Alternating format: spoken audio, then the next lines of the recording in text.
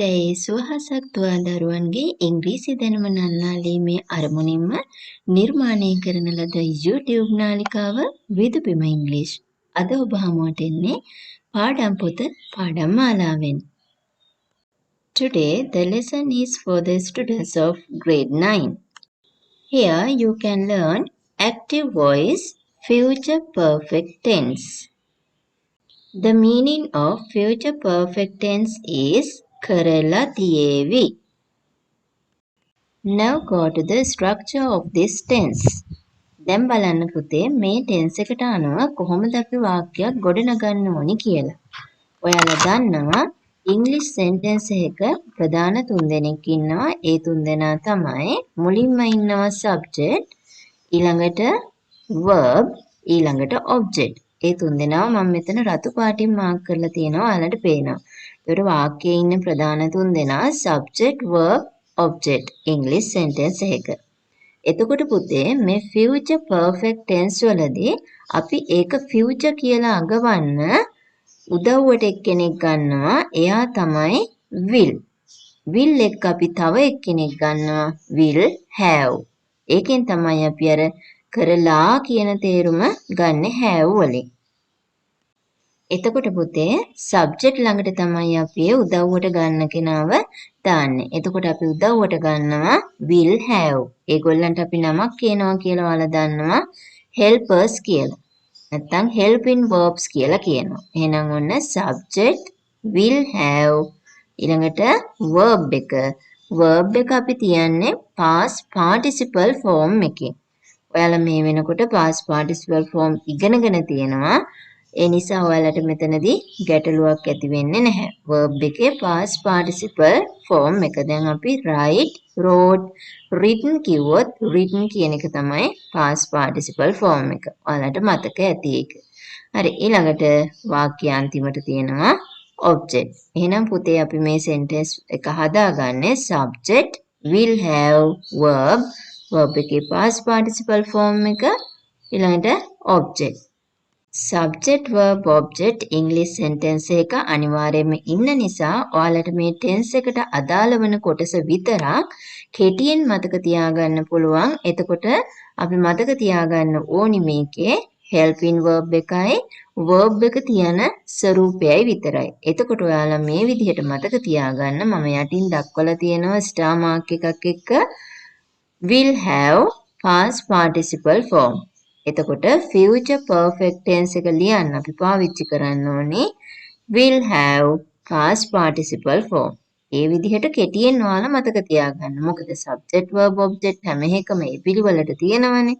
helping verb එකයි verb එක තියෙන ස්වරූපයයි මතක තියාගත්තාම tense එක මතක තියාගන්න ඒකට අනුව වාක්‍ය හදන්න අපිට ලේසියි.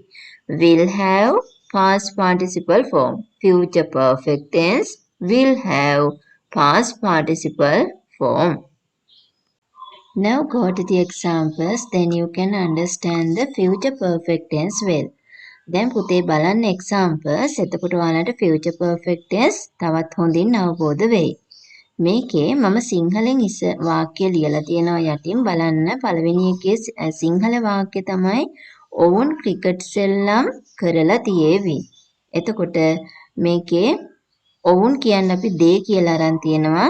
they තමයි එතකොට ඒකේ subject එක.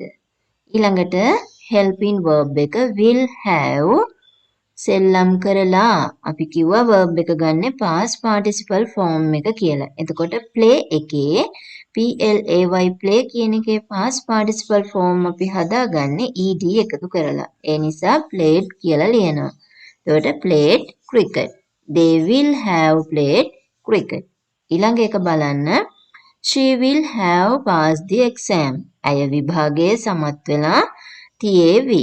මේකෙත් she කියන්නේ subject, will have helping verb, future perfect tense වල helping verb තමයි will have pass the exam.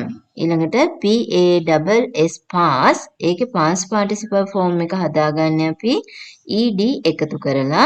එතකොට she will have passed the exam. හරි පුතේ මෙතනදී ඔයාලට පේනවා අලුත් මාතෘකාවක් තියෙනවා. මොකක්ද affirmative form. බලමු අපි මොකක්ද ඒ කියලා. දැන් ඔයාලා මේ වෙනකන් කතා කරගෙන ආවා future perfect tense. එතකොට ඒකේ පුතේ අපි කිව්වා දැන් අර උදාහරණ වලිනුත් ඔයාලට පැහැදිලි වුණා. අය විභාගයේ සමත් වෙලා තියෙවි. ඔවුන් ක්‍රිකට් සෙල්ලම් කරලා තියෙවි. ඒ හැම දෙයකම තිබ්බේ ඇත යන අර්ථය. අන්න ඒ ඇත යන අර්ථයට තමයි අපි affirmative form කියලා කියන්නේ. තේරුණාද? ඊළඟට පුතේ ඔන්න තව විදිහක් තියෙනවා. ඒ මොකක්ද? negative form. අපි දැන් affirmative form කිව්වා ඇත යන අර්ථය. negative form කියන්නේ නැත යන අර්ථය. එතකොට කොහොමද පුතේ අපි future perfect tense වල negative form හදාගන්නේ? අපි බලමු ඊළඟට. හරි. දැන් බලන්නකෝ. මේ තියෙන්නේ future perfect tense වල affirmative form එකේ අපි ඉගෙන ගත්ත වාක්‍ය දෙක මම negative form එකෙන් ලියලා තියෙනවා. මෙතනදී මොකද්ද වෙලා තියෙන වෙනස දැන්? ඔයාලට පේනවා අලුතෙන් වචනයක් එකතු වෙලා තියෙනවා අපේ help ගාවට helping verb එක ළඟට. බලන්න will have ළඟට එකතු වෙලා තියෙනවා not කියන පදය. එතකොට පුතේ ඒකෙන් තමයි එහෙනම් අපි future perfect tense negative form එක හදාගන්නේ. මොකක්ද එකතු කරන වචනය? not. එතකොට බලන්න කොහොමද sentence එක ලියලා තියෙන්නේ කියලා. They will have not played cricket. ඔවුන් ක්‍රිකට් සෙල්ලම් කරලා නොතියේවි. නේද? She will have not passed the exam. ඇය විභාගයේ සමත් වෙලා නොතියේවි. හරි. not කියන පදේ එකතු කරගත්තාම අපිට එතකොට negative form එක හදාගන්න පුළුවන්. දැන් බලන්න පුතේ future perfect tense interrogative form.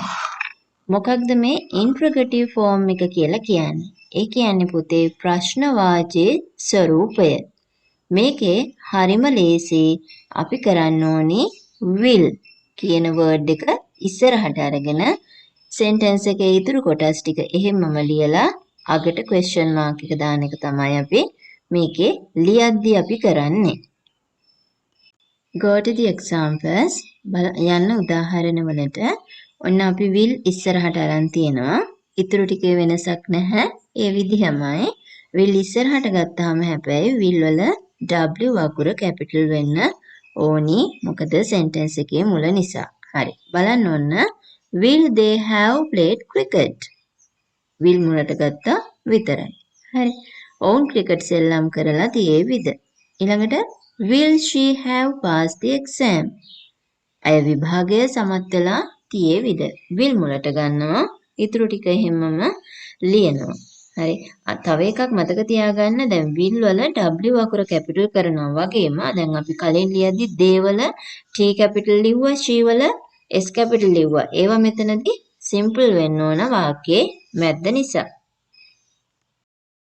Now try to do this activity.